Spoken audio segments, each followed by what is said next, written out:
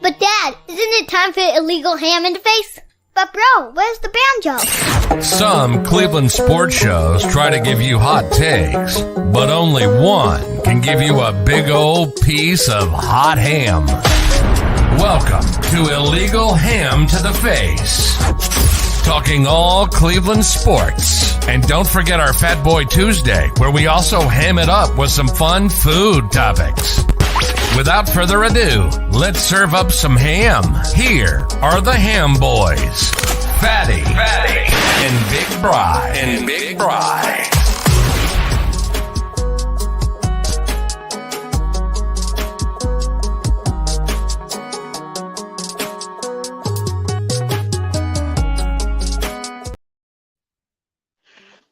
What is going on, everybody? I am that fat guy, Jared Fatty Bates, and he is Big Bri, and welcome to Illegal Ham to the Face this week. Bri, we got a great show doing our Browns dive in as the combine gets ready to start. I'm doing I got some other stuff going on back here, buddy. Give me 1 second. I got our dog of the week, but I got to, nice. So if you want to take over for me for just a second. You got any shout outs this week?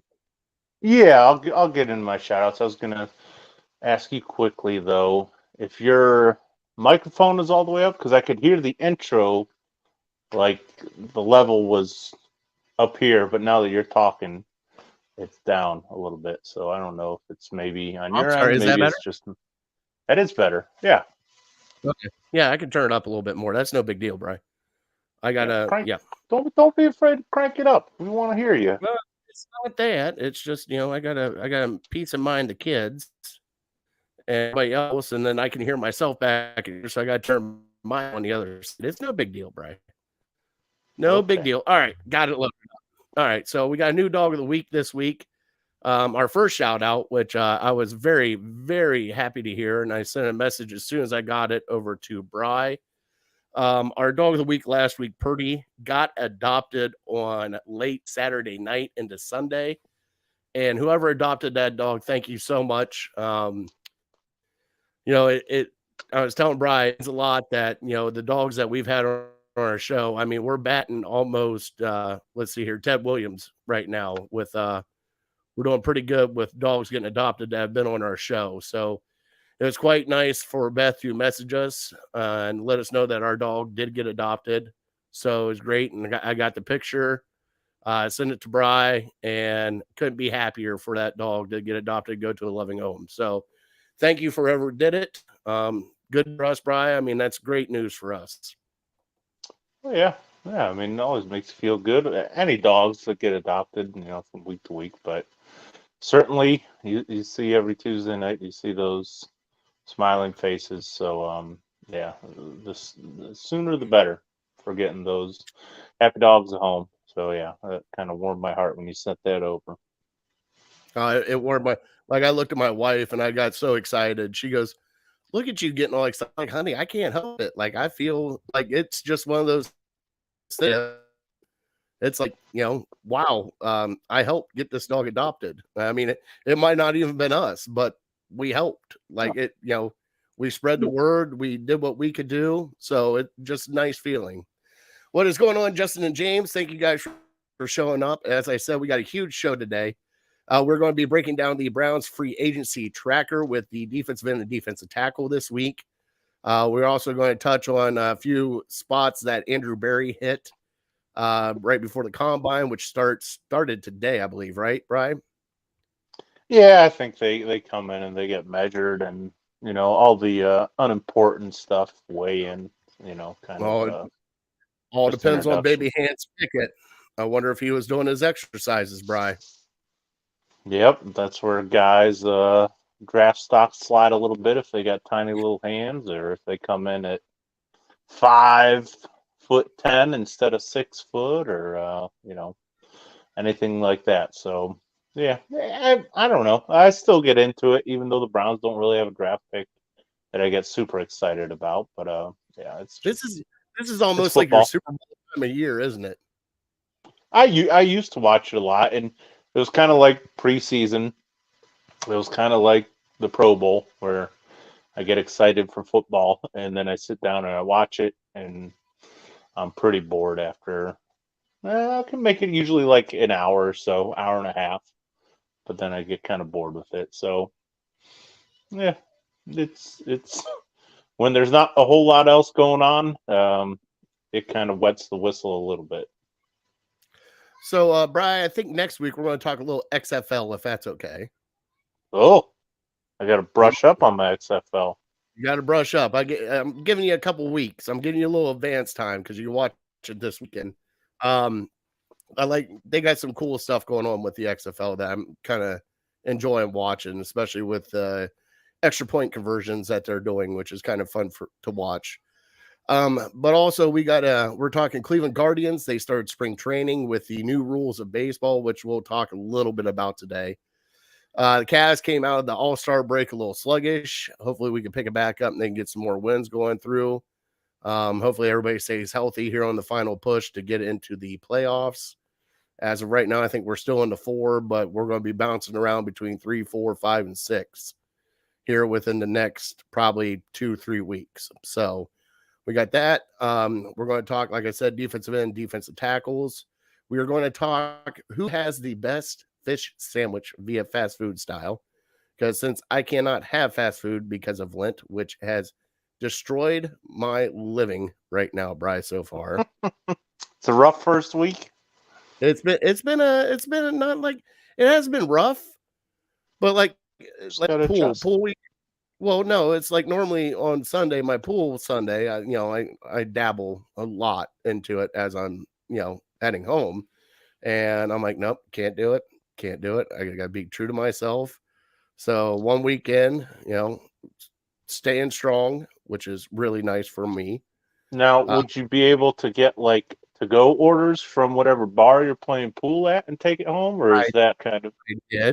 I did. Okay. So that's kind of a way around it. That's a way around it, but I didn't. So I got a Mr. Beesburger without the bun. I got the lettuce, tomato, and all that stuff. And then I got on the side, I got potato chips instead of French fries. Yep, small changes. That's all it takes. So got that, which everybody kind of looked at me funny when I said no bread. And they're like, it's all right, guys, I'm fine. It's okay. The fat guy's gone keto. He is he's trying to better himself a little bit. Just let him try to do that. Let's see here. Tackle. Oh, here's Jose. Jose's here. Tackles. Hey, Jared. Hello. Say hi to Love for me. Oh, there's my guy. No, man. Miss him. He was so upset this last week. This is what I got Wednesday morning when I walked into work last week. You didn't have a show last night? Why didn't you tell me? Jose, we had the show. No, you didn't. You didn't have the show. It didn't show up on my Facebook. It shows up on my Facebook all the Jose, we had the show. I promise you we had the show. I can bring it up on mine and say, well, why didn't it show up on my Jose? I don't know. I haven't had a drink of coffee yet. Can you just like give me 2 seconds to take a breath and a sip of coffee and then we can continue this conversation? Like just yeah, but he was how to maneuver around Facebook. Tell him how to get to us. Gonna have to do something. Had a hard time. I had a hard time today, only trying to get in. Well, I'm sorry, Jose. The babies are in town, I think, soon. So, oh, okay. Other than that, Brian, let's get into our shout outs real quick because I got a whole bunch. Do you have? Yeah, go ahead. First off, I got to shout out my nephew Tyler. Today is his 26th birthday. I got to shout out my aunt Caressa. Her birthday is tomorrow, and the trifecta, which my mother's birthday is on Thursday. We have a three-peat in the family. The 28th, the 1st, and the 2nd are all birthdays of my family. Wow. So wanted to shout out all of them. I love them. Wish them a happy birthday week. Also got to shout out Mama's retiring soon. So got to shout out a happy retirement to Mama. She's awesome. All excited. I do got to shout out my pool team and the other pool team I was playing from rookies, which is I believe it was the Sticky Bandits. I got to remember which one it was. But we were able to do a video of the pool league that night, and it's up on Illegal Ham. We just did a demo, trying to check everything out, make sure everything goes so we can go live with Harold and Lake Erie APA, and our show is brought to you by Harold, Kheel, and Lake Erie APA.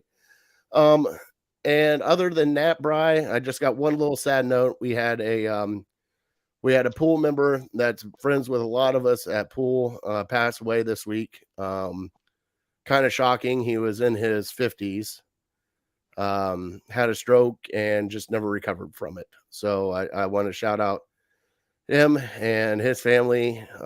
Prayers to them and just everybody that's met him and been around him, because he was truly an amazing guy. Sometimes he could be full of it, but he was truly an amazing guy. And, Bob, rest in peace. I just, wish we could have done it different than what it was. So, Brian, what about you, bud? Yep, another reminder about how precious this life is, and don't take a day for granted. So sad to hear about that, but I'll keep your birthday themes going. And this past weekend, we celebrated down in Mansfield my wife's grandfather's birthday. He turned 100 years old, and so there was a giant. The only person I've ever known to make it to 100. So he was determined. There were probably 200, maybe even 300 people at the church came out to show their love and celebrate with him. I've mentioned him before. He's a World War II veteran, was in the Navy, and still talks about Navy stories about seeing the atomic bomb dropped. We're talking 80 years ago. So he's definitely a proud veteran. So it was a special night for their entire family. And, just to be there was pretty awesome. So shout him out. And the only other shout out I have is this weekend, if you're looking for something to do, the Medina Home and Garden Show is Saturday and Sunday at the Medina Fairgrounds. So if you couldn't make it to the IX Center for their big home and garden show, there's one more. I think the weather will cooperate. Might not be as warm as we've had it in past weekends, but come on out. I think it's a couple bucks to get in, and there's over like 130 vendors. So looking for something to do, come on down to Medina, walk through, take a couple hours, and just kind of, if you have any home projects or anything coming up, check it all out. Get some free estimates and have yourself a good time. Bri, is the stand going up? We are doing lemonade. Yep. So there's going to be lemonade there. There's going to be a couple food trucks. I think Saturday they're having their like, it's not a rib cook-off. It's like it's a barbecue contest kind of. They do chicken, they do ribs, they do pork, and so you can sample some of that stuff. So yeah, I mean, everything dudes like. I think the theme this year is man caves. So they got a pretty sweet man cave with everything that you could imagine is kind of the center stage. So yeah, come check it out. Jose wants to know if he's allowed to go there. Absolutely. Yeah, Uber comes down to Medina. Are you kidding me? Heck yeah. And do you want me to bring the setup with me? We could do a little behind the scenes there at behind the lemonade stand. You're welcome to come on down. Yeah, it's not too far for you. Half hour, 35 minutes. Especially when they got barbecue. I can eat that, Bri. Mm-hmm. I think probably mid-afternoon on Saturday is when all this stuff was supposed to be turned in, and then gets judged. And I saw all the trophies today with a little pig on top. So that's one that's missing from my collection. Never got a pig on top of my trophies. Bri, we might have to start doing that for Legal Ham Fantasy Football. Just getting a trophy with a pig on top. We can do that. That. Absolutely. That would be amazing.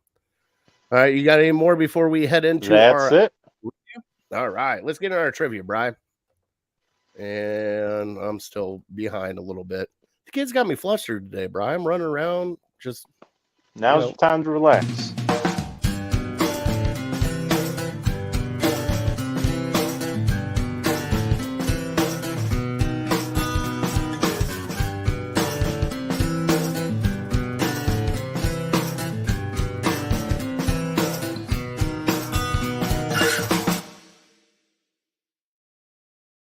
All right, Big Fella. Our trivia is brought to you by City Dogs of Cleveland. City Dogs Cleveland right here, the little logo.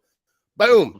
Uh, we try to help them get dogs adopted. We also have the April 2nd, get ready. It's a Sunday, Bri. It is Sunday. Okay. So Sunday at noon, we will be at Lake Erie Monsters game with Pups and Pucks with the Cleveland APL and the City Dogs of Cleveland. I think Brian and I are both going also. I'm taking the kids. I think Brian might be bringing Lil. We might have a good time on our hands. So you guys can meet us out there. But your dog of the week this week, which we had Purdy got picked up this Saturday, we have Biloxi, Bri. Now, All right. this dog is playful. Look at that face. All right, Biloxi is a bubbly young boy who's ready to have a blast. This fun, snub-nosed guy simply radiates joy. He's ready to play at any moment's notice. He is great with his favorite toys in the yard. He has a silly side, but he is also attentive to his person on the leash and off the leash. He does know basic leash training and can sit and is easy to pick up new commands because he is a treat motivated puppy, which Brian, you and I are definitely treat motivated too. He's also social with other dogs so far. He would like it fit smoothly into a fun, loving home where he can keep his mind and his body active. He is estimated to be 2 years old, Bri, and he is estimated to weigh 46 pounds. Look at that face, Bri. I mean, we just get the best of them. So Biloxi is our dog of the week. This week we have, here's the bang, right at the bottom of the screen is how you get a hold of City Dogs Cleveland. Their phone number, website. If you want to meet the dog, you got to fill out a form and go meet them. So, and Justin, wow, so cute. I'm telling you what, they got some great dogs there. And it's, I know it's mostly either American Bulldogs or Pitties that we kind of get, but they need love and they need homes too. And they get a bad rap for bad people that own them. I mean, that's the biggest thing is if you raise your dog right and you love your dog, it won't do anything to harm other people if you treat it right. That's just the biggest thing. And they get a bad rap, but they also do have other dogs there. I saw a Aussie Shepherd there. They have a few others. So they do have other dogs, but they try to help out as much as they can with the pits and American Bulldogs and everything else. And they all need love too. So, all right, Bri, your turn for trivia this week, I believe. And you said you had a doozy for me last week. I have a doozy. I think you can get it though. So Myles Garrett, we know he's kind of the stud on the defense. He had 16 sacks for the Cleveland Browns last year. I'm wondering who had the second most sacks for the Cleveland Browns. It's not very impressive. It's not very impressive. It's like 3 or 4, isn't it? It's around there. Yeah, you're in the ballpark. Okay. All right. I may need a hint later, but I have somebody in mind. I think you can get it. Like I said, it's been thrown around a couple times over the last few weeks on Cleveland Sports Radio. That's where I got it from. So we'll see. Maybe we'll enlighten a couple people how bad it really was. All right, bro. You ready to get in your Cleveland headlines now? Yeah. Where's Chris at so I can play the funk music as we get ready to go? Is Chris here? Nope, I guess not. Roll call. We're going to play the club music without him then.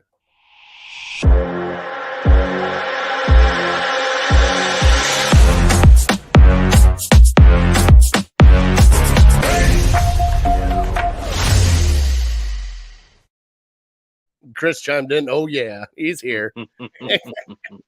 All right, so your Cleveland headlines that are going on right now. Cleveland Cavaliers have come out of the All-Star break with a little bit of a slumper coming out. They played some bigger games, but they lost some close games that I wish they would have won. But so far, they're hanging right in there in the hunt. Like I said, we will try to get Kev is soon to be a dad, Bri.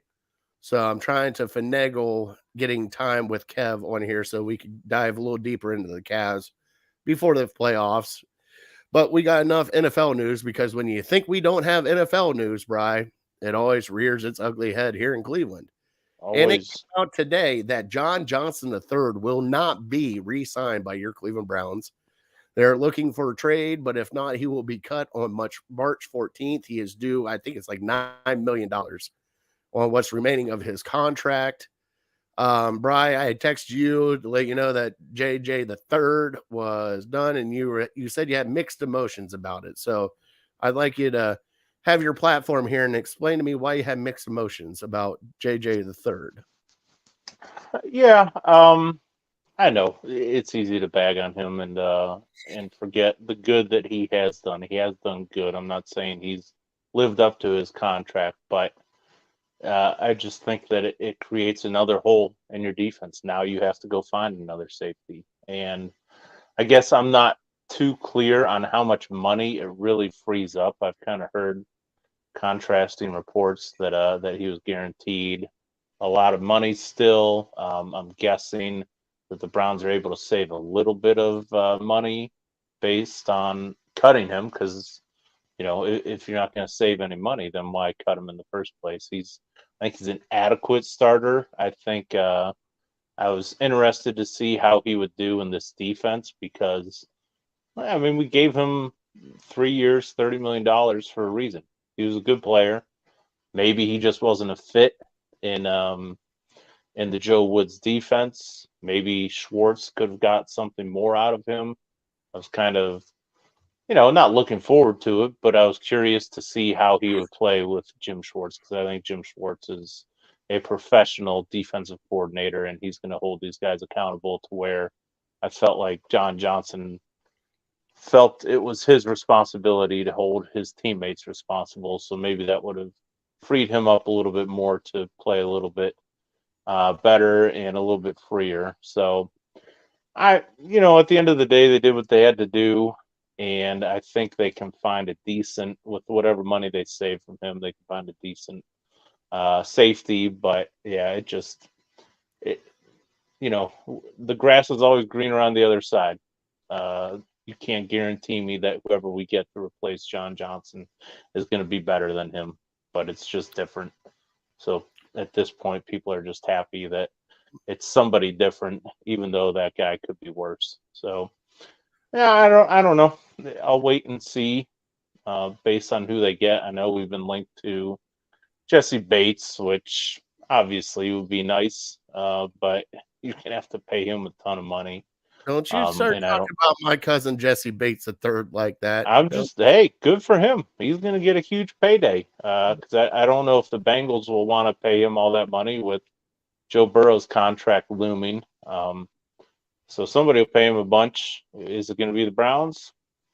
I don't know. It sounds great, but as fans are going to maybe come to realize throughout this offseason, you're finally having to deal with being up against the cap. We're used to having 50, 60, 70 million dollars in free cap space and being able to sign whoever we want. Well, not this year. You got to pick and choose, even with all the restructuring that we can do with Miles and Deshaun. So yeah, I'll be interested to see. I guess I'll make my final judgment based on who they get to replace John Johnson. Yeah, and Justice said it here. A lot of people are going to get cut and not picked up. Yes, a lot of people are, but a lot of people are going to be restructured too. What they're going to do is, instead of, your remaining contract of being $12, $13 million, well, hey, how about this? We'll give you a signing bonus of $6 million and we'll make your contract $5 million. You know what I mean? Like, there's ways that they're going to restructure a lot of people. Like Amari Cooper's one of them that has already been rumbled to restructure. They already did the right tackle when they re-signed Conklin got a good deal. They re-signed him. So there's going to be a lot of movement here within the next few weeks. But the thing with John Johnson, Bri, he did do some good things here. My big thing is with him is when we paid him, I thought he was going to come in and just finally, for once, our safety position wouldn't have any questions. You have the guy back there that you went out free agency and spent a lot of money on to do it, and it just never happened.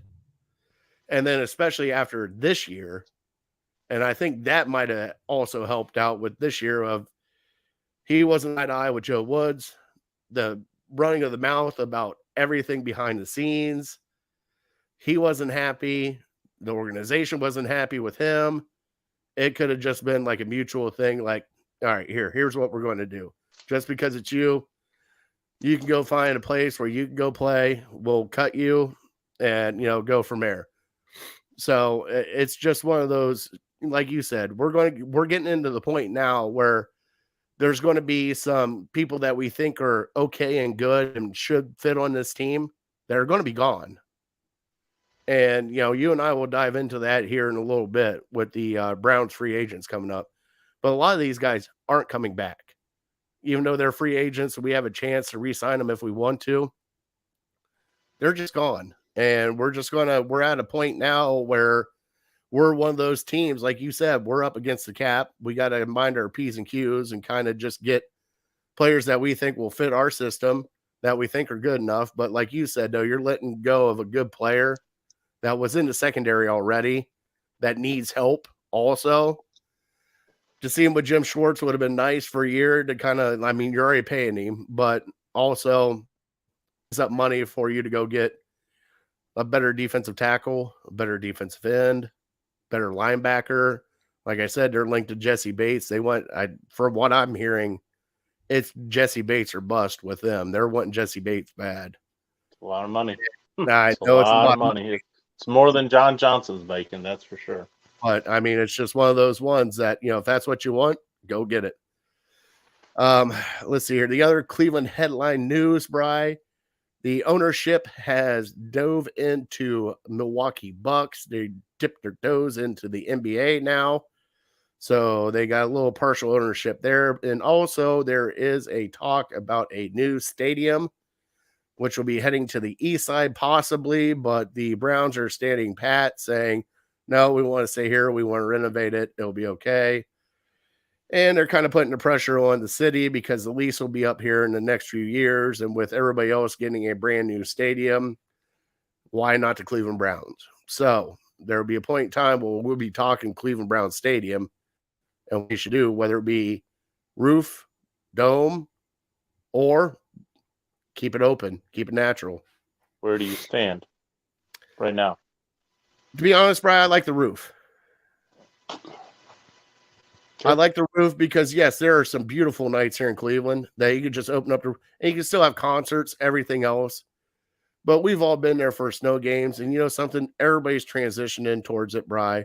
And if we ever won a Super Bowl here in Cleveland, we have to do it.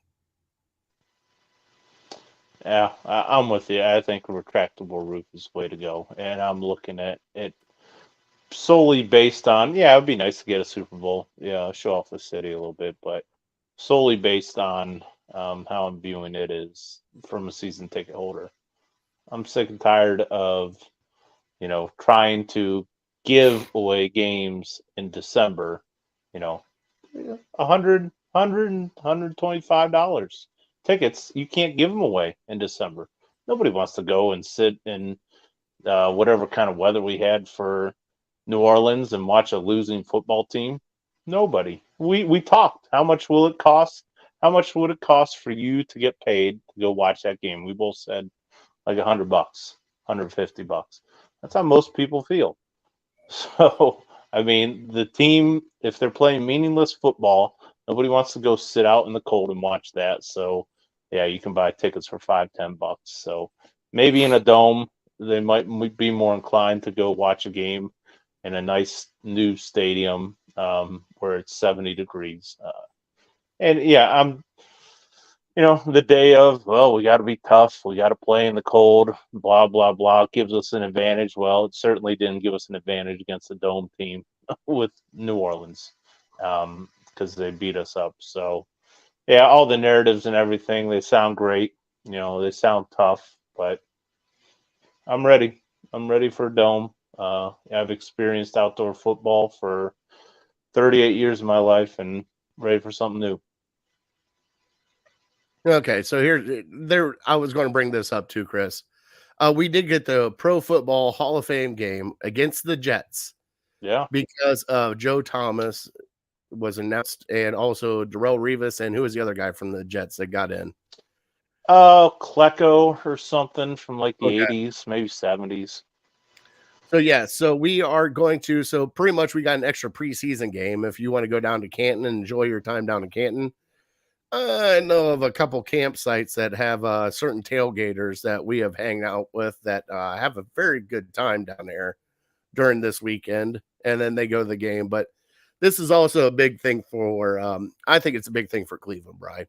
I know that we're not showcasing Cleveland, but to have one of our own, to have Joe Thomas in there, to have that game in Canton, which is a bus trip for, all these guys, and something, to take these guys and show it off. Like, most people don't understand. Like, you and I have talked. I've driven by the Pro Football Hall of Fame hundreds of times going down to my dad's. Still never been.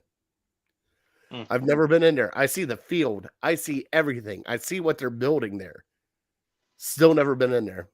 Right. And that's a me. I got to go in there and check it out, because I got to bite the bullet and go in there one day.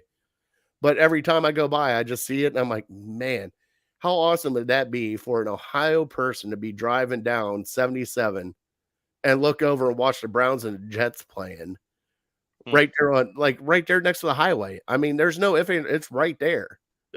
Like, you can't miss it. So yes, but that's awesome news that they're getting a Hall of Fame game. That gives them one extra week of practice, Bri, and an extra preseason game for our guys not to play in.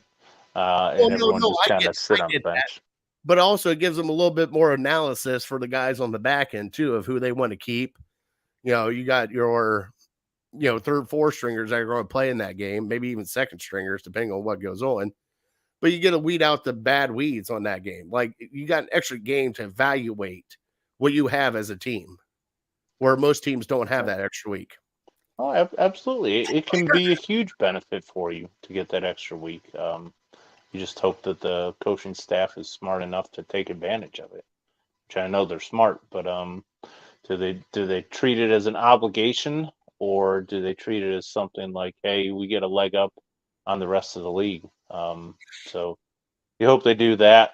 Going back to what you're saying about going to the Hall of Fame, I mean, we just kind of take it for granted, I guess. Maybe living in Northeast Ohio, I haven't been since I was maybe 7, 8 years old. I went to like a Bills Giants game maybe about 10 years ago, 8-10 years ago, but that was just a game. I didn't get to go inside of the exhibits. So yeah, I think it's something everyone should make a point to go see, to appreciate the game, and understand that it's just not 1990 and forward, 1970 and forward. It goes back to the 40s, goes back to the 30s even. And maybe your appreciation for the Browns and their organization and the dominance that they had in the 50s and 60s will grow, and kind of fuel that fire. Hopefully we get back to that point. Right. I know that it's August 3rd? Something like that is what they're usually talking early about. August. Yeah, that sounds right. Mark it down in your calendar, Bri. All right. Just mark that weekend off in your calendar. I'm going to get a hold of our boys from Kentucky. I'm going to see if I can't get the Juice and the big man up here for that game, because it is the Browns versus Jets. And there's a spot that we can get into that's close to there and have a pretty good weekend. Yeah, if those guys come up, forget about it. I'll find a way to get there, no matter what I got going on. All right, well, pencil it in. I'm going to get a hold of the Kentucky boys. Maybe even Chris and Justin will come up and have some fun with us. Justin told me to run the half marathon there. If I pick up, let's see here, you never been on there, never been in the football hall, take up running and do the half marathon/marathon. Here I did it. We finished on the field. Justin, I guess I am nope. I think we start with a 5K. half marathon seems very. I think we should start out with a power walk one time around the track, and let's see what happens. I mean, just a light jog for 100 yards sounds pretty good. Hey, and Justin, I invited you up too. I said Justin too. All right, not don't get your my lord. Because I Justin got comes, we all got to wear our LeBron stuff. we got to wear our LeBron stuff, and we got to go vegetarian that weekend. I don't know about that. Yeah, we got to have at Kick least off the football, man. I'm excited for it. I mean, it's crazy to say, what, 5 months away, 6 months away, but something to look forward to in the beginning of August. Oh, Brian, I can't wait. Well, Brian, you ready to dive into it? We've been talking about it, beating around the bush.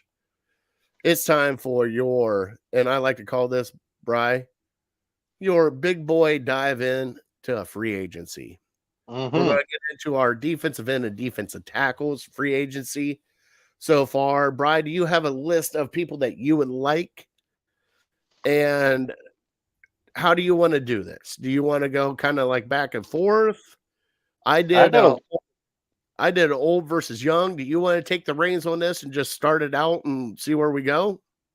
Yeah, sure. I got a list of ends and tackles. I got maybe 12, 15 names here. I guess Okay. we'll start with the tackles because there was some news today about Payne getting the franchise tag, which would have been nice to get him, obviously, but he would have been very expensive. And he's had a decent career. He really came through this year, so you kind of wonder, like, well, it always seems like these guys have their best years and contract years.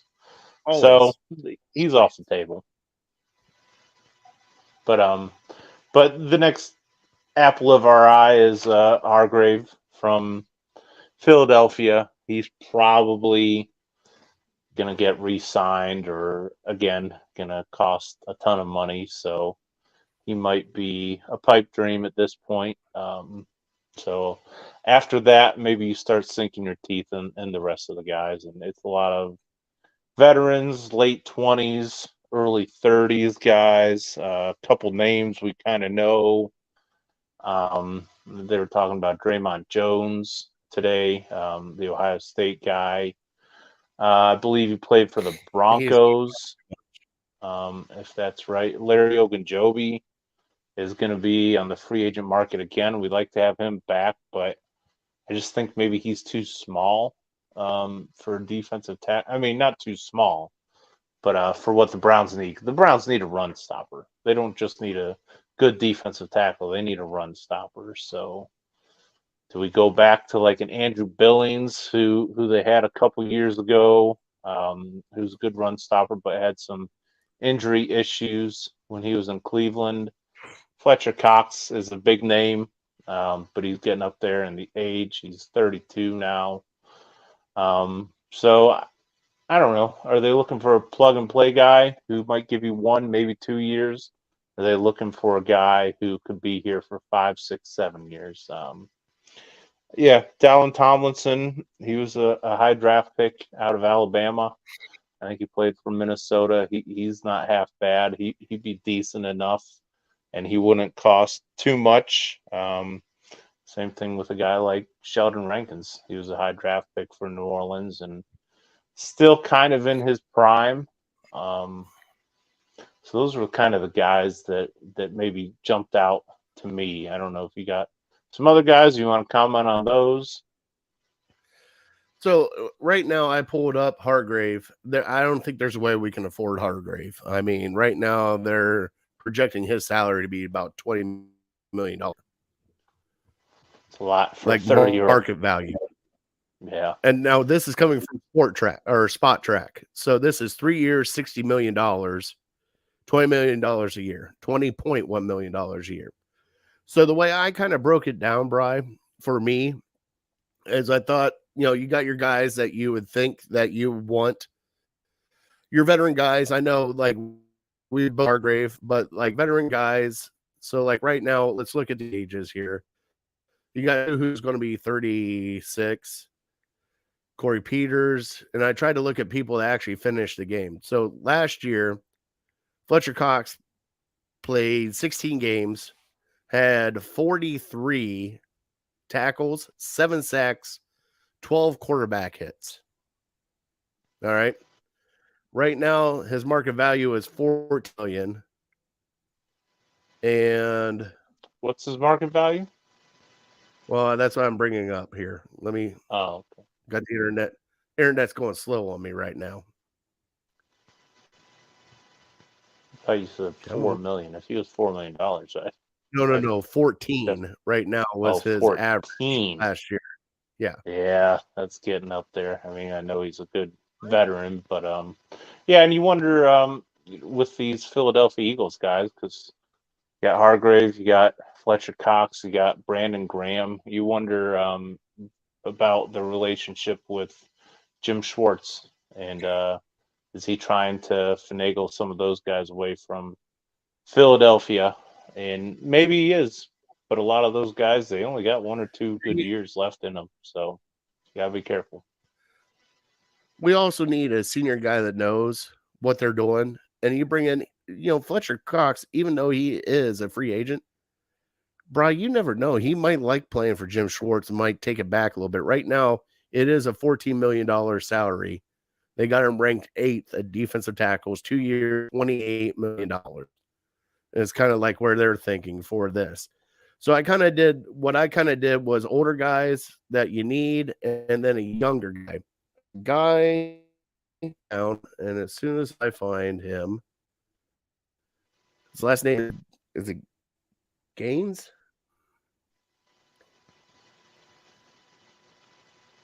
Gotta find Gaines. I wrote all this stuff down beforehand, Bri.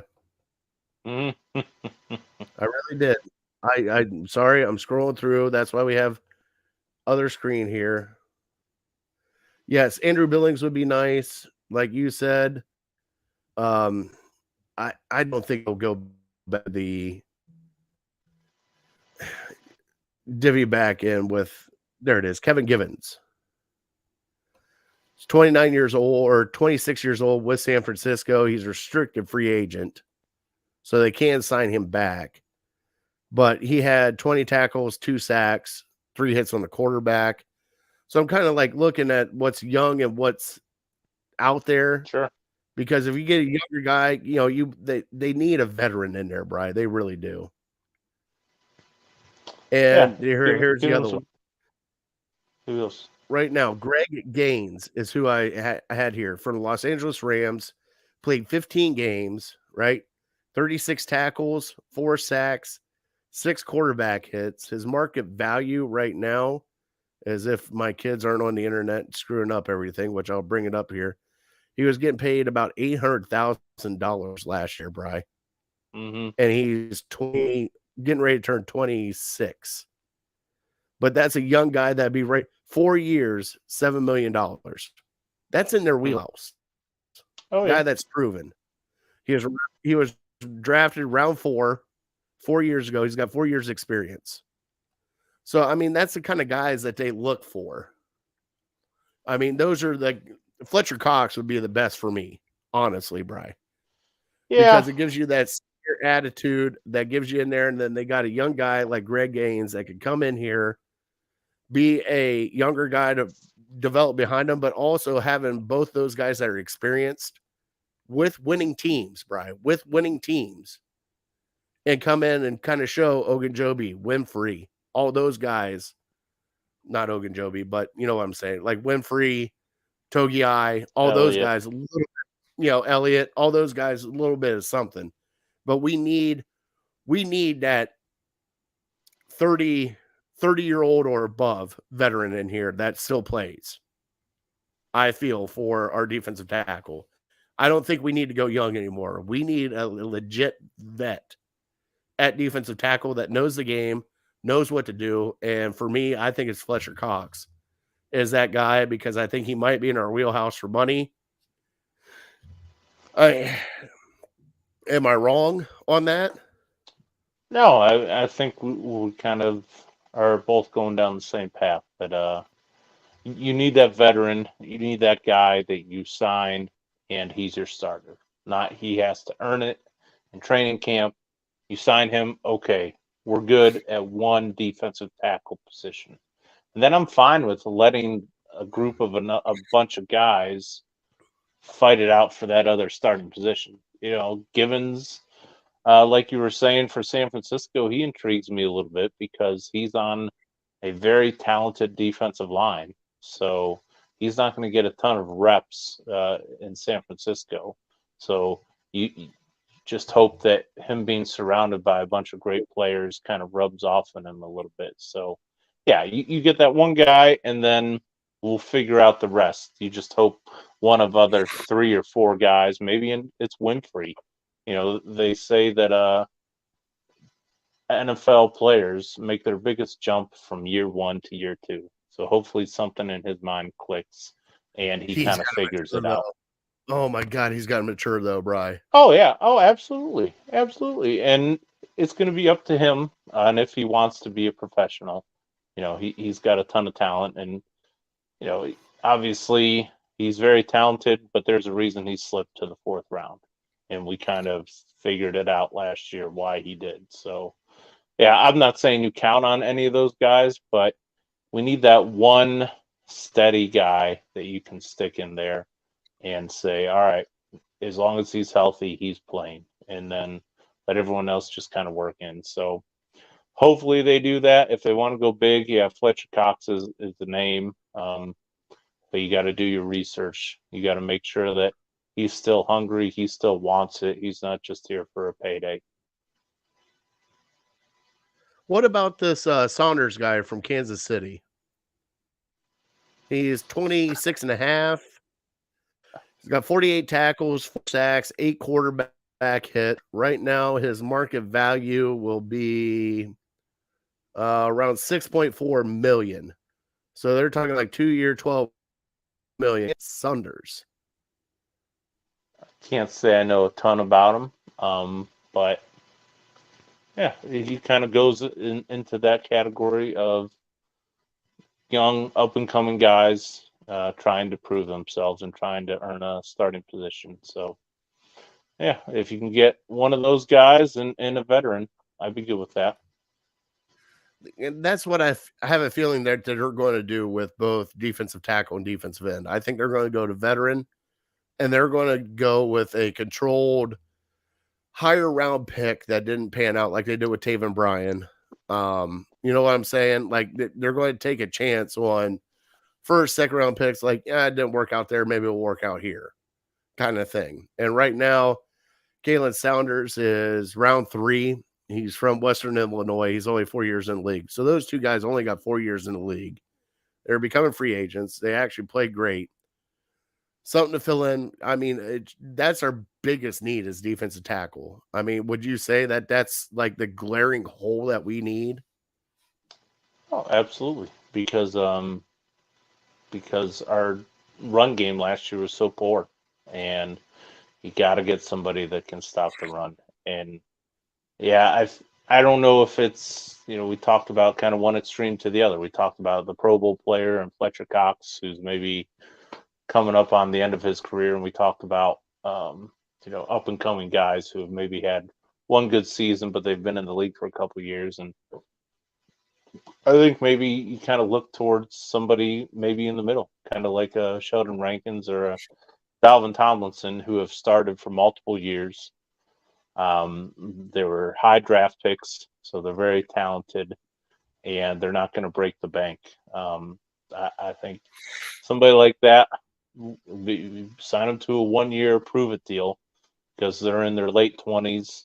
Their career's coming to an end if they don't perform at a high level the next couple years. So they're going to be hungry. So I think somebody like that might be ideal for the Browns, to where you're not having to sink $10, $15 million on one defensive tackle. All right, you want to dive into defensive ends now, buddy? Let's do it. All right, so for me, I got right out of the gate, I got Graham from Philly, Brandon Graham. I know he's 35 years old, Played 17 games, had 11 sacks, 16 quarterback hits. I know his market value is going to be up there higher and be in the client range and all of that, but also gives you a solid guy that has played for Jim Schwartz. That I'm just throwing that one out there. Next one I got, Justin Houston. Now, these are my two older guys. Justin Houston had probably one of the best seasons he's had in a very long time. He played 14 games, had 10 sacks, 17 quarterback hits, and a whole bunch of other stuff, and we could get him on the cheap, Bri. He's not going to be a lot of money. He's up there in age. He's got a lot of tread on the miles. I have Green, and this is where I get young, Bri.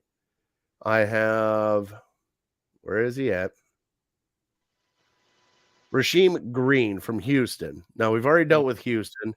He's 26 years old, played 15 games, 41 tackles, 4 sacks, 7 quarterback hits, playing alongside, getting behind a veteran like Justin Houston and knows would go. And the one that intrigues me, and he's got some damn issues, Bri, and he's got a lot of damn issues, is the guy from San Francisco, Charles Amonaheyu, or whatever, how you want to say it. I think I said it right. Amonaheyu? I don't know. What issues? 25 and a half from San Francisco. Played 17 games, had 5 sacks, 6 back hits. He had some domestic violence issues that he has been arrested on and things of that nature. But, obviously everybody turns a blind eye to that and everything else. But there's another young guy at 25. You also got above him Zach Allen from Arizona. But he's going to be a lot of money, I believe, Bri. So there's a couple young guys. Even here's another one to throw out there. Farrell from Las Vegas, 26 years old. Oh, yeah, sure. You have him. Davenport from New Orleans would be another good one to kind of have on the edge. So there's a lot of good guys you can have on the edge. And also the one guy I did forget who is becoming a free agent again is Ngakoue, right? Mm-hmm. And he's becoming a free agent again. Yannick Ngakoue at 27 years old. Market value is $13 million. So it would be, 14.8 now. So they're saying market value for him would be a 4-year, $59 million contract. But that would give you, if you get Yannick Ngakoue on the other side of Myles Garrett, that's chaos, Bri. And the way they play together, we will see. But I think that would be the best scenario for the Cleveland Browns if they could actually do it and afford it.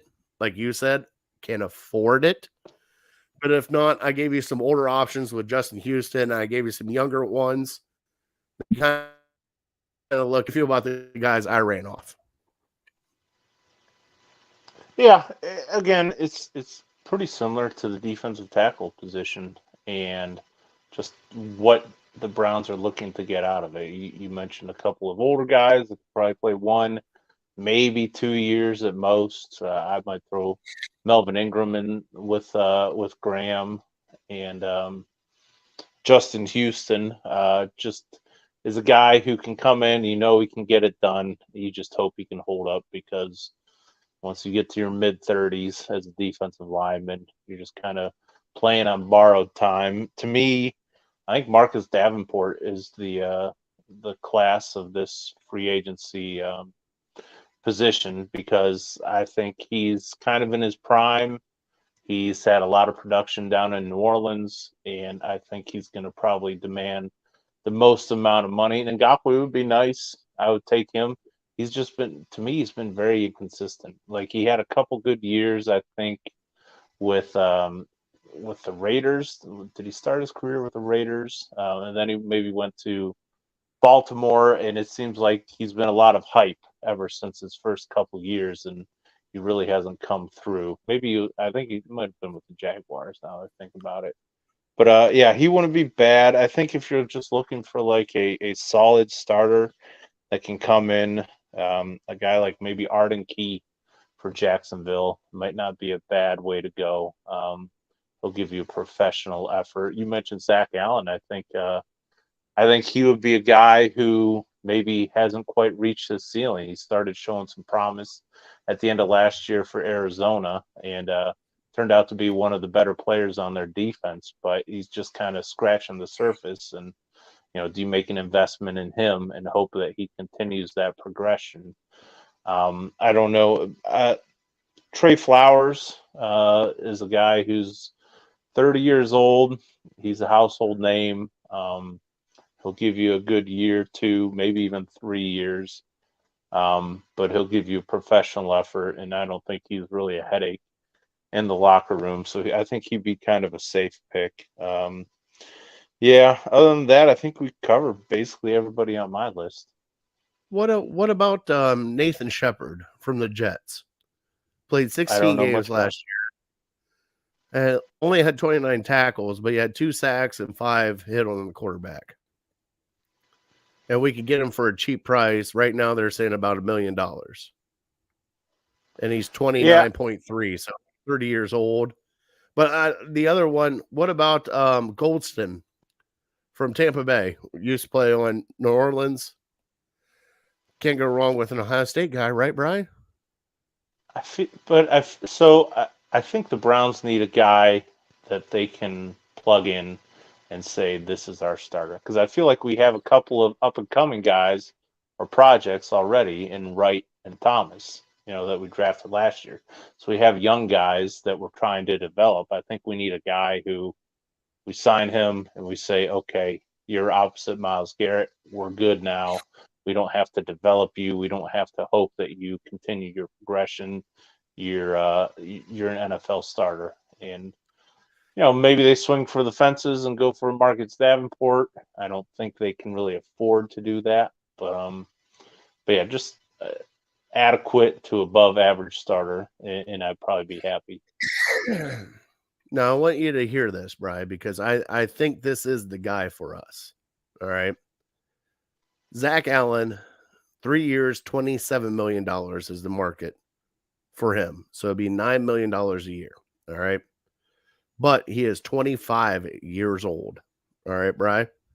Last year alone, now all these free agents, all right, I just clicked on top quarterback hits.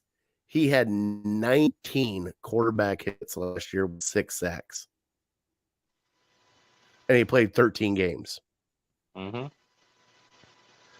That would be a guy that I would go after like you wouldn't believe because of the production there. He had 47 tackles, 6 sacks, 19 quarterback hits, and played 13 games and played 660 snaps. Yeah, I think the ceiling for him is a guy like Trey Hendrickson for the Bengals, who kind of started his breakout with the Saints, and everyone was kind of high on him, but he just hadn't proven it enough. And so the Bengals were willing to give him all this money, and he's paid off for them. He's been one of the best defensive end in the leagues the last couple of years. Whenever you're watching a Bengals game, he kind of makes a difference. So if that's Zach Allen of this class, then I think you take a chance on him, but it's just that. It's a chance. You don't know. Is he going to start counting his money and be happy that he got paid? Or is he going to try to make a difference? So he's a risk. Well, there's your deep dive into our defensive end and defense tackles we like. Allen is one of them. I like Justin Houston. Fletcher Cox for me. I think that's a no-brainer for me. That's my guy I want. And something, if you can't get him, something, kick the tires on Sue again. It's not like Sue didn't have a bad year. I don't know why they didn't go after him anyways, because guess what? He got another run at a Super Bowl. So you just need a veteran guy in there. You need a guy that knows what he's doing, knows how to play the gaps, and to get in the gaps and stop the run the way it's supposed to be. That's what killed us last year is they were playing the wrong gaps. People were moving to the wrong spot, and we get burned. It just happens. So, Brian, if you had your wish list, who would be your defensive tackle and your defensive end on your wish list? Defensive end would be Marcus Davenport. I think he's a guy you could sign for 3 years, and he could be solid opposite Myles Garrett for all 3 of those years. Defensive tackle, yeah, like I said, Tomlinson or Sheldon Rankins. I think they could give you a professional effort, and they could be a rock up the middle. I think maybe I would lean towards Rankins a little bit, because I think he's maybe a little more versatile than Tomlinson. But yeah, I mean, obviously Javon Hargraves would be great, and bring his 10+ sacks to Cleveland, push the pocket up the middle. But I just don't know if that's very realistic at this point. If we can afford it. Mine's Fletcher Cox and Justin Houston, who had a very, very good year last year with Baltimore. And I'd like to kick the tires on this Allen kid. I really would. Like to see what he's got. And, something going across Myles Garrett. And if we get another veteran in there on the defensive line to kind of help him out, especially with the younger guys, with Alex Wright, with was Isaiah Thomas that we drafted, kind of see who does what damage there. But if you can get a veteran in that just kind of shows the ropes, and then another stud young guy that you can kind of develop, let's see what happens. Next week, Bri, we will get into the safeties and linebackers. And then right before the league year starts, March 15th, we will dive into wide receivers. All right. Cool. So safeties and linebackers next week. Please stay tuned to us. Bri, it is time for Fat Boy Tuesday, because something, we just get going and it's over an hour already. Something, we can say Fat Boy Tuesday until next week. All right. We did a deep dive into the 2 biggest needs that the Browns need. You all right with pushing fish sandwiches to next week? Sure. I was going to let you go first while I take a quick break, and then if you want to start with the top, you want to go top 3 now, or you want to go trivia? I'll do the top 3. You go take a break. I'll do top 3 take first. the head. Yep. All right. See it. And as Bri is leaving, we're getting into our top 3, which is not sponsored by anybody. I know we normally do Fat Boy Tuesday, but next Fat Boy Tuesday, we will be doing the best fast food fish sandwiches. And there's a few takes I have on that, because some of them are actually really delicious and some of them are kind of trash. But we'll get into our top 3 here. And we're doing top 3 current head coaches. So give me 1 second.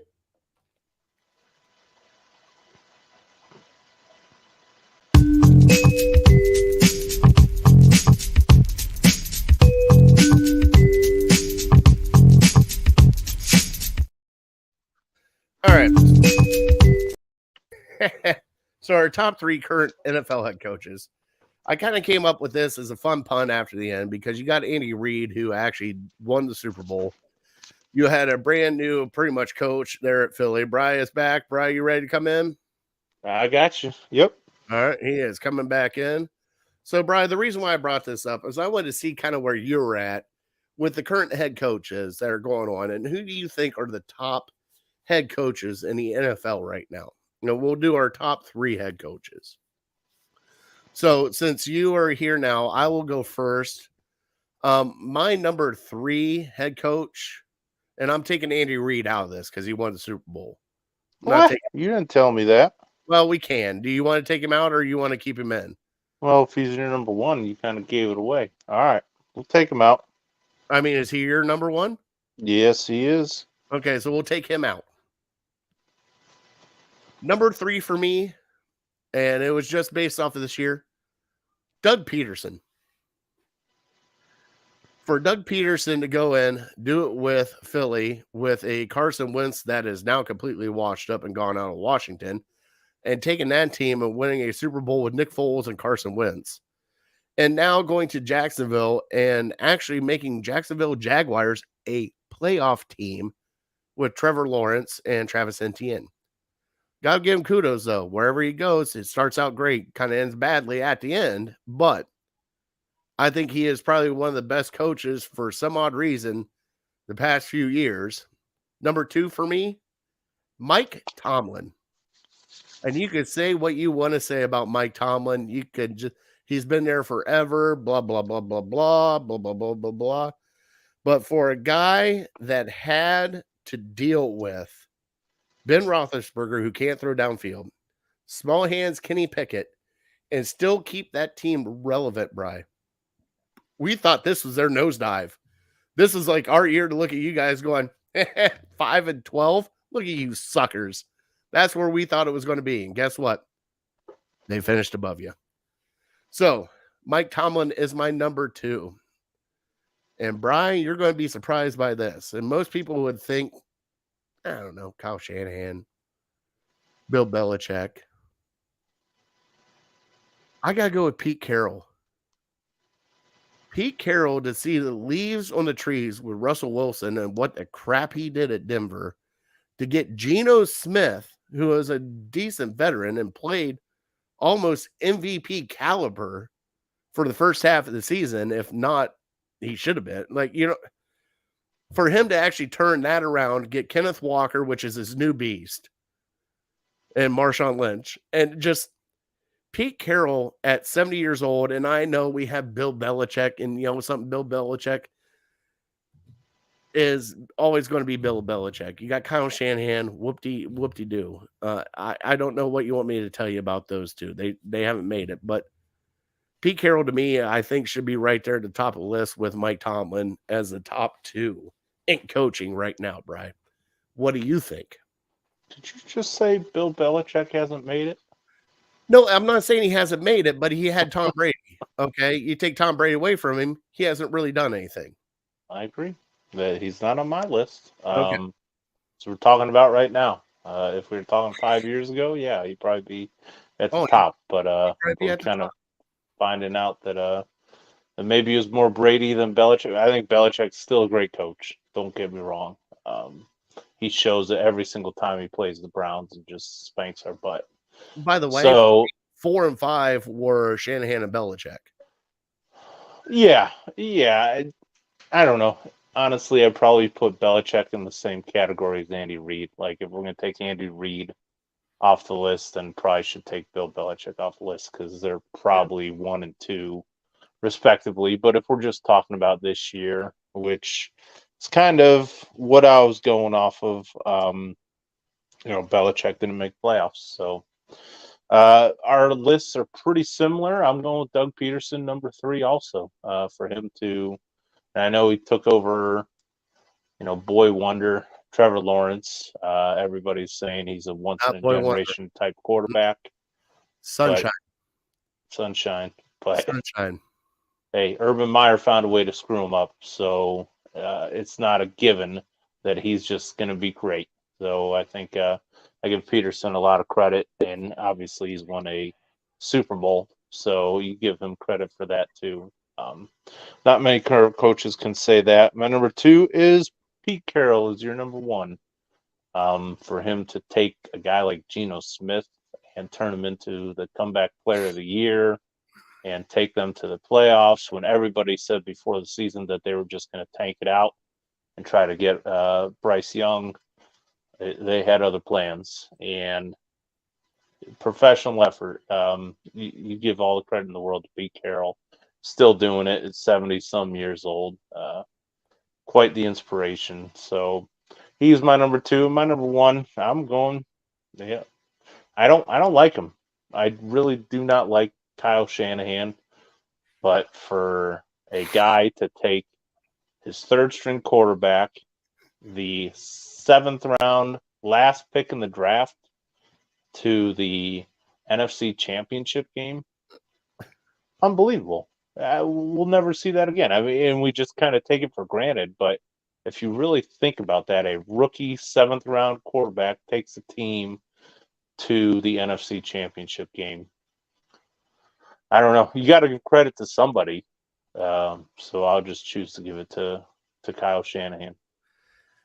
I mean, Brian, you also got to throw in Peterson there with Nick Foles. I mean, when Carson Wentz went out, who thought Nick Foles would win the Super Bowl? Like, yeah, I mean, you just have guys that are, and I hate Kyle Shanahan too, but you have guys that can actually it's not the players they have, it's the scheme they have. You know what I'm saying? Like he already had a legit defense. Like he had a legit he had the defensive player of the year. So Oh what yeah. I'm not. Yeah, I'm not saying I'm not saying he took the Houston Texans to the NFC Championship game. Obviously, he had talent on the team, but in a league where the most important thing on your team is your quarterback, and he took a seventh round rookie. I mean, it blows my mind. I mean, you find it'd be hard for somebody to do that with an all-star team, and yeah, I know. I give Brock Purdy credit too, but yeah, like I said, I don't like him, but I give him a lot of credit. now do you think if Brock Purdy didn't get hurt, that we would have a different Super Bowl contender? No, I think Philly would have won even if Purdy stayed healthy. I think Philadelphia and the Niners are the class of the NFC. I think it's Philadelphia, it's the Niners, it's two steps down, and then it's everybody else. So those are clearly the two best teams, and the quarterback sets Philadelphia apart from San Francisco. And Jalen Hurts played a tremendous year, and I think provided that he was healthy, they were going to win that game. All right, next one. Somebody put it up here. Sean Payton. How do you feel about Sean Payton? Because honestly, if he would have came to Cleveland, he would have fixed Baker Mayfield because Baker Mayfield is under 6'1", and Baker Mayfield is just. I mean, that's the copy and paste and repeat takes that we saw. Well, he did it with one 6-foot quarterback. He could clearly do it with another. It looks not like we're that about easy. to find out. He's going. He's on the same path as Bill Belichick. We'll see how he does without his Hall of Fame, once in a lifetime quarterback. Yeah, well, Bill Belichick didn't go from Tom Brady to Russell Wilson. Yeah, at least he's got a little toe to dip into. Yeah, it'll be easier for Peyton to do it than Belichick. Also, but, I didn't announce on our last show, Bri, because it hasn't happened yet, but we did sign, and this is the new name for the show. Bubba Patrone as our special teams / assistant coach coordinator. So, are you excited about Bubba Patrone? Sure.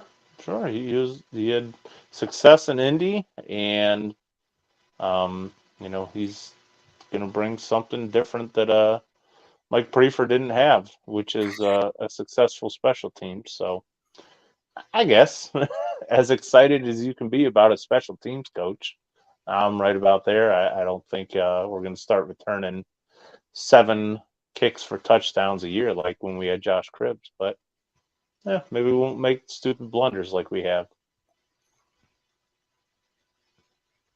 Okay, well, hold on. James said, I don't think Geno should have been comeback player of the year when he was never big before. You can also factor in that Geno also was a starting quarterback with the New York Jets when they were trash for how many years? And don't talk about my West Virginia quarterbacks. All right, James, there's rules here. Ohio State, West Virginia, you stay away from. You worry about your 49ers over there on that, West Coast. You brought them up. You brought up Ohio State quarterbacks, and there's been something festering inside me for a long time, and I guess now is as good a time as any.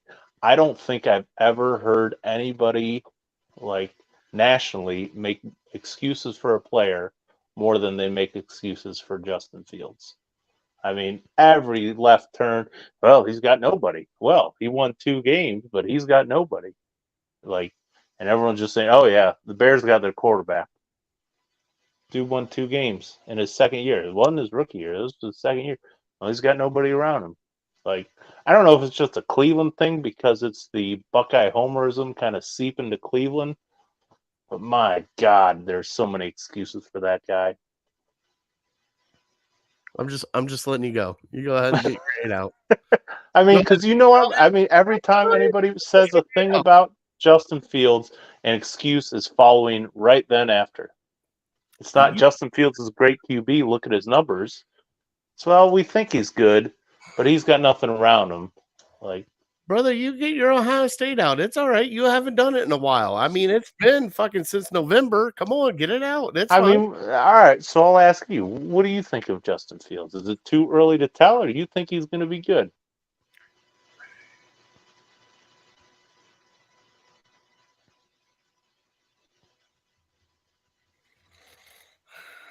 I think it's too early to tell. And the reason why is because of the coaching. That's the only thing that kills me is like, I don't know. It's like with anything else. Yeah, he's probably going to flame out, and that's completely fine. But also, we were looking at the same thing, that whole draft with Trevor Lawrence. Everybody said that Trevor Lawrence was the next Andrew Luck, and you weren't going to fucking miss on that. Guess what? Absolutely. It took until Doug Peterson to take him over and kind of like work out the kinks.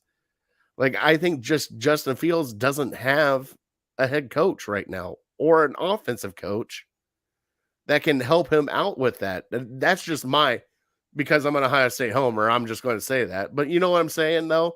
But if he doesn't, a lot of quarterbacks don't. But the thing is, though, if he doesn't get help, he's going to be one and done, and he's going to be out of the league, just like Tim Couch, just like, all these other players that came in that were amazing quarterbacks, but you don't get with the right team or the right coordinator or the right people, and you're done.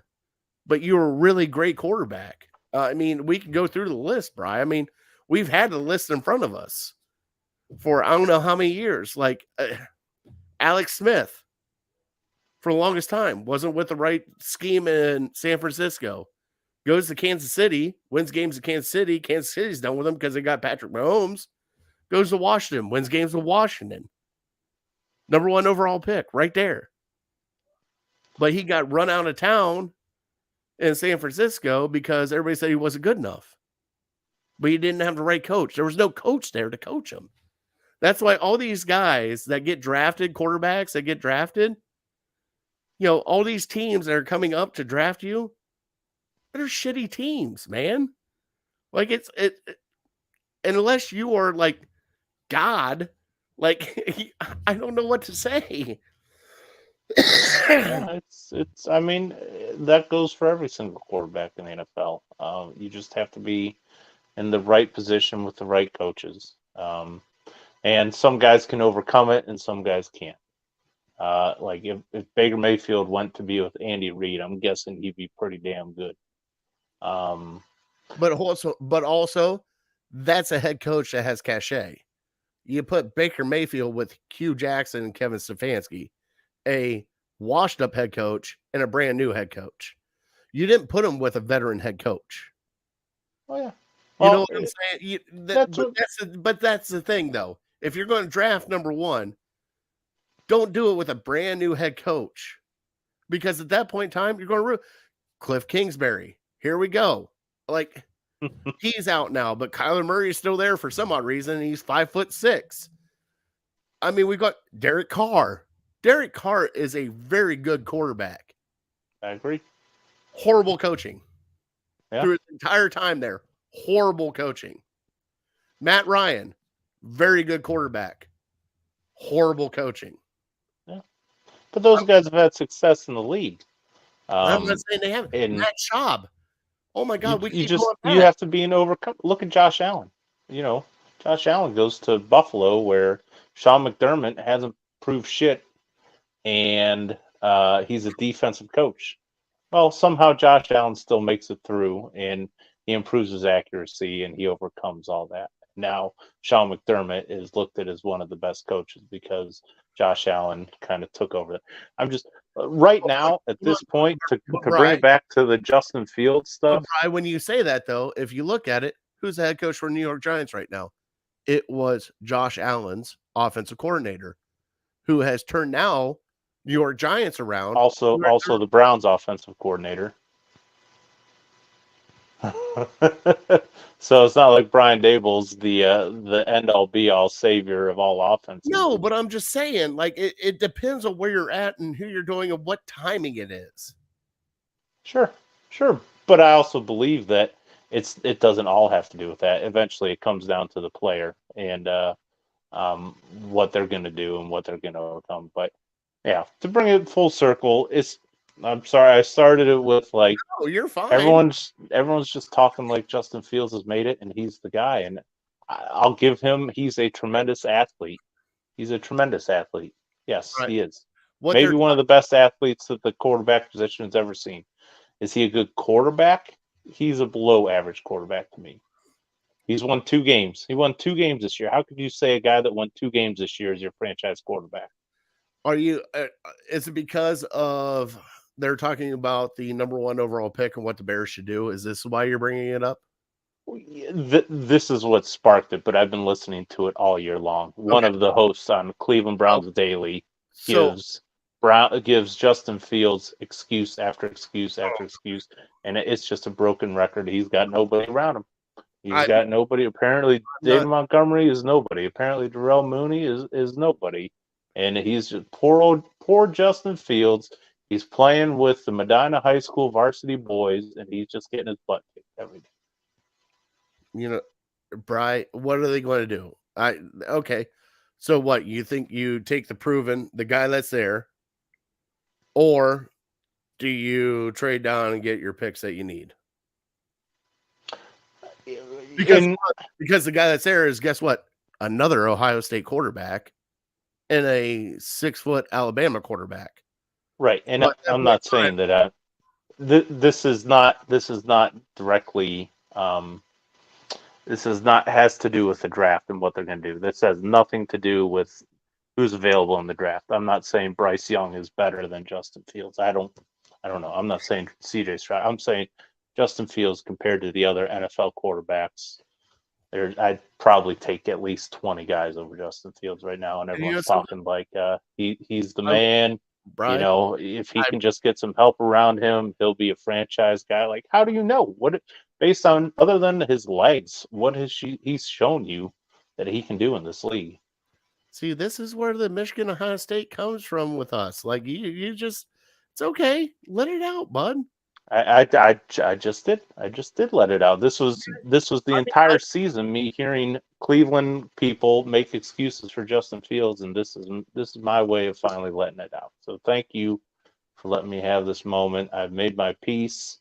Everybody knows where I stand, and enjoy the next 6 months of people making excuses for Justin Fields.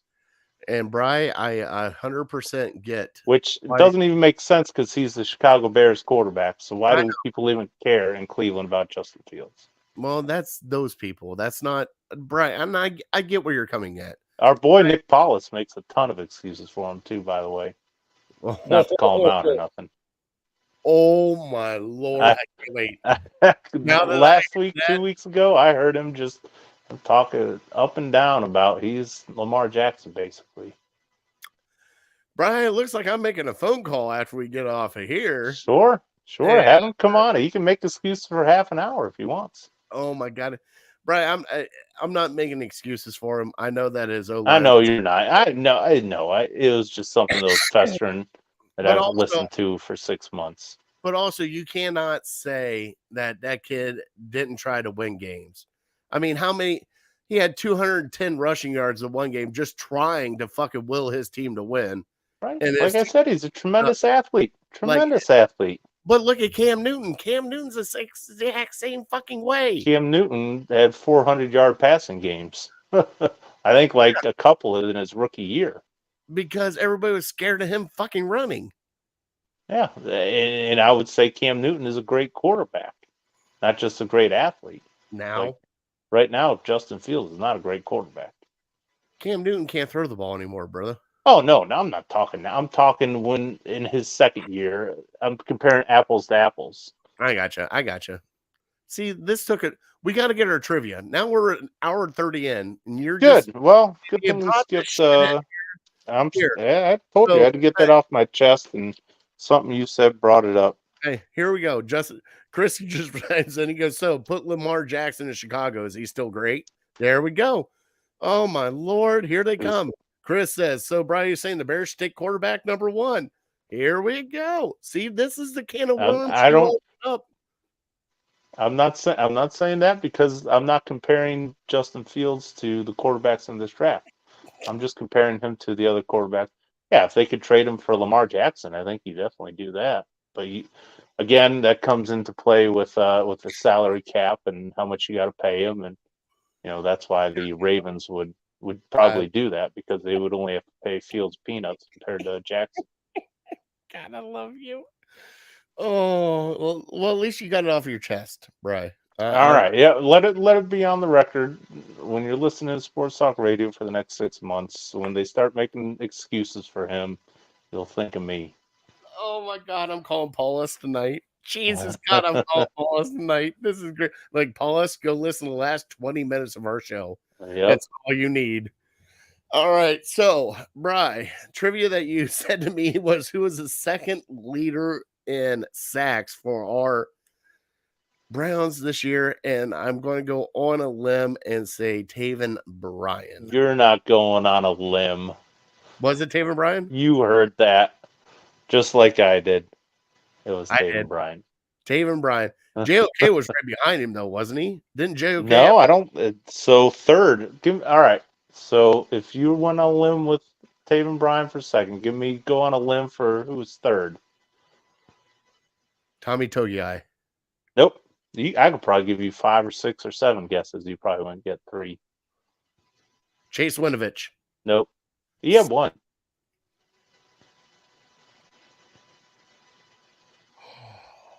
Grant Delpit. Nope.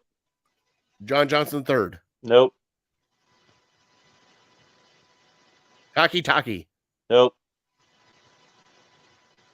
I'm going to look in the comments now, see if somebody threw it out there for me. Alex Wright. Nope. Greg Newsome. Nope. Is it anybody in the starters? He was eventually a starter. Eventually a starter. Deion Jones. There you go. 11 games for your Cleveland Browns as a middle linebacker, and he was third on the team in sacks. 2.5. Oh my God, Bri. We gotta shore that up. All right. So next week we're getting into the linebackers and safeties. We will talk about the combine results, people that we kind of enjoyed with that. Brian, we're getting into Fat Boy Tuesday with the fish sandwiches again. And then top 3, we'll have some fun with it. We'll bring something around. But we are Legal Ham to Face. We want to thank our troops, first responders for everything. Somebody please go adopt Biloxi. We are on a great track record right now. Shows brought to you by Kheel and Lake Erie, PA. Also City Dogs Cleveland and Friends of City Dogs. And on that note, Bri, God bless them. God bless America. All right, and yep, there's Chris. He just did the dunce right there. All right, sorry, Chris. It happens. Got me going. All right, worked into a shoot. I am that fat guy. We are Illegal Ham to Face. Please like, subscribe, share with your friends. Everything else, we've been doing great. We've been gaining listeners and gaining subscribers. We would like to keep it up because Brian and I love talking all sports, food. Obviously, we got a rant about Ohio State and Chicago Bears. So we kind of just hit everything as we keep going. That was for Jose too. Yeah. I think Jose tuned out a long time ago because he hasn't commented in a little bit. So tuned out or blacked out. Bri, hats, shirts, everything are coming. And on the back of them, we are uncorked, unloaded. We're out. See you.